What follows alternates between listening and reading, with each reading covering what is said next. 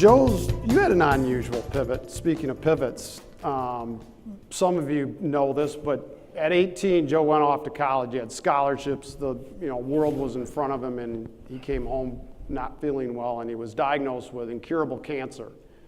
And can you just talk a little bit about, from that, you're still alive, so. Oh, you told him the ending. Yeah, I'm ruining the story, but can you talk about how you got there from that pivot in your life at 18 years old to where you're at today and how you help so many of us? Yeah, I could do an iron cross on the rings in gymnastics. I was very strong, had 4 scholarships. I had the world by the ass, as my dad would say, and I couldn't wait to get out of college and go be somebody. And I sat in a hospital room at U of M. I think it was 2 weeks before my birthday. And 7 doctors came in the room and said, no, 6 doctors looked at their shoelaces. The lead oncologist looked at my mother and said, if I knew this was part of my job, I would never have chosen this profession because I can never do this right. I apologize in advance. We have things to talk about. Turns, looks at me and says, Joe, you have cancer. You're going to die. There's nothing we can do. I'm sorry. It's not curable. I went from this narrative to that narrative. I didn't know what to do. I started what I call a congruency weave. I bobbed. Nothing made sense. I was getting a little bit psychically dizzy. And he went on, he says, there's a radical chemotherapy surgery protocol. We are not going to cure you. In fact, we're probably going to kill you because it's radical, it's nationwide, and we'll choose the highest dosage we think your body can handle. And if when we determine that dosage, we're going to give it to you one night. If you decide to voluntarily sign your way into the program. So you can't sue us. Your parents can't sue us. If you live through the first night, we'll do it 5 more nights. 3 weeks have to go by before you can handle anything else. You never handle that dosage again. It's got a half-life of 200 years.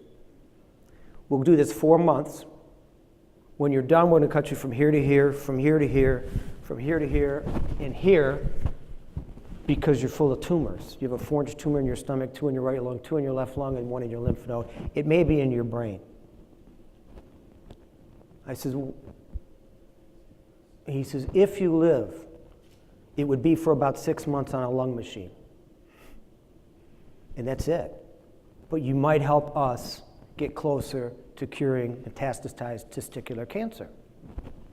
And I decided to go into the program. I'll just tell the short version. And I started to talk to my parents about death, dying. Now I have to go in for this base testing because they have to guess, what can I handle? Lungs, heart, liver, kidneys, hearing. What can I handle of this toxic chemical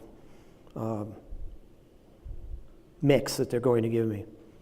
And so I was talking to my mom about, they were planning my funeral, and there was a blonde young oncology nurse named Jeannie McDonough who came in after my chest x-ray. I was putting my shirt on. And Jeannie was young and bubbly and cool and cute, and she didn't use words like carcinoma. So we kind of could relate, we could connect to Jeannie. And she comes in and she says, can I talk to you? And I said, cool, Jeannie. She goes in the other room. We go in the other room, and she looks up at me, which not too many people over 12 can do. And she says, what the hell are you doing? I have no idea what she's talking about, but being a good Catholic, I feel guilt immediately. She says, talking to your mother about your funeral. Who told you you were going to die? I said, you did. She says, never mind that. What did we say? Now, I have no idea what we're talking about. So my dad had written, he'd asked one of the docs, how many men, it's a young man's disease, will live past the 4 months of chemo to the surgeries?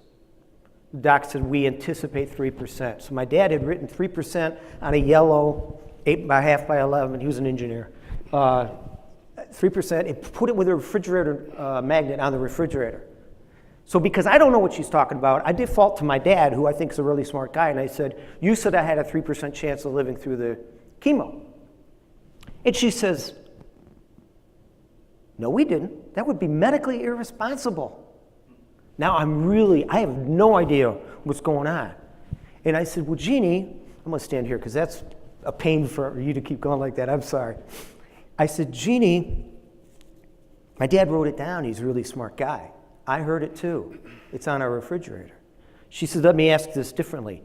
If God whispered in your ear and said, you will be among the 3% that lives through the surgeries, what would your chances be of living through? I said, well, 100%. She just gave a stat lesson to a dying 18-year-old. She said, let me ask you another question. She's all of a sudden Socratic on me. I said, okay. She says, why did you decide to go into the program? They told you you're going to wish you were dead and then you're going to die, and I'm telling you it's that bad. And I said, because someday you're going to find a cure, and the only way you can find it is if guys like me enter the program. It's a rare cancer.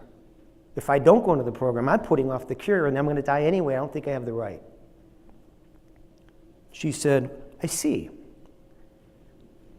So you believe someday someone will be the first person cured of metastasized testicular cancer? It never occurred to me, one lucky sucker. I was thinking polio, eradication of a disease. But logically, she's appealing to my mind, and it makes sense to eradicate a disease. Somebody's going to be the first person cured, right? I said, oh, well, I guess I do then. She said, I see you've decided it can't be you.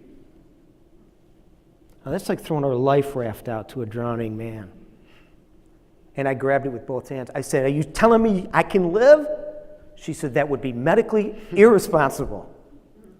She says, what I'm telling you is, if you've decided the first person's not going to be you, there's not a damn thing we can do to help you. And she stormed out and she let me stand in this room with the same problem I had when I walked in, incurable testicular cancer. Only Jeannie shifted my context. Remember, what's it mean? Dear, what's it mean? Incurable testicular cancer, what's it mean? It doesn't have to mean plan your funeral. It could mean for as long as the rest of your life is, what is life? Why don't you study life? It's positive. And I committed how I would do it would be to study 5 hours a day, 5 days a week, the greatest minds that have ever lived. So the result of what you're hearing didn't come because last month I decided to go watch a TED Talk. It's a pivotal moment in what something means. And when the meaning shifts, my behavior shifted.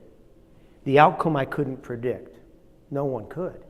But I'm now standing in front of you today, and I stood in front of 10,000 oncology nurses in Vegas as the first person cured of metastasized testicular cancer.